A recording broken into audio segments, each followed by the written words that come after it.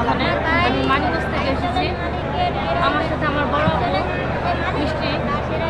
আর এখানে হচ্ছে এনসিপি দাওয়াতের মাধ্যমে আমরা এখানে এসেছি। আর আমরা যেহেতু আমাদের সাথে যে নির্মম অত্যাচার নির্যাতন করা হয়েছিল, যে আমরা যে নারীদের সাথে যেরকম ব্যবহার করা হয়েছিল এখনো আমরা তাদের কোনো বিচার পাই নাই। আমাদের সাথে যারা খারাপ আচরণ করেছে চেষ্টা করছে। আমরা তো যোগাযোগের মাধ্যমে এখানে আসতে পারছি, সেই মানিকগঞ্জ থেকে আমি আসছি।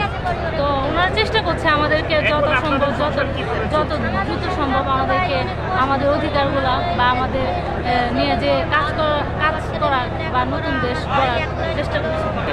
আমাদের তো এখন অনেক কষ্টে মানে দিন যাপন যাইতে আছে। মানে আগে তো পাইছিল কোনো, এখন তো আমাদের কিন্তু আমরা বাসা ভাড়া থাকি জালকাঠিতে, অনেক কষ্ট হইতেছে।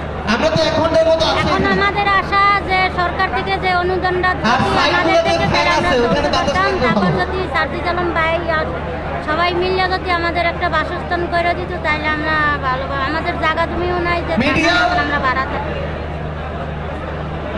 দর্শক যেমনটা শুনতে পাচ্ছিলেন যে তারা কিন্তু এই ইফতারে কিন্তু অংশগ্রহণ করছে, দেশের বিভিন্ন জায়গা থেকে এসে কিন্তু এই ইফতারিতে অংশগ্রহণ করছে এবং কি তাদের যে বলছে যে তাদের যে পরিবারের সদস্যরা যারা আহত হয়েছে এবং কি যারা আহত হয়ে কিন্তু আজকে এই ইফতারিতে অংশগ্রহণ করেছে, কিন্তু তারা বলছে যে তাদেরকে জন্য সামনের দিকে দেখাশোনা করে এবং কি তাদের যে অধিকারগুলো সেই অধিকারগুলো যেন ফিরে পায়, সেটি কিন্তু এমনটাই তারা বলছে। দর্শক।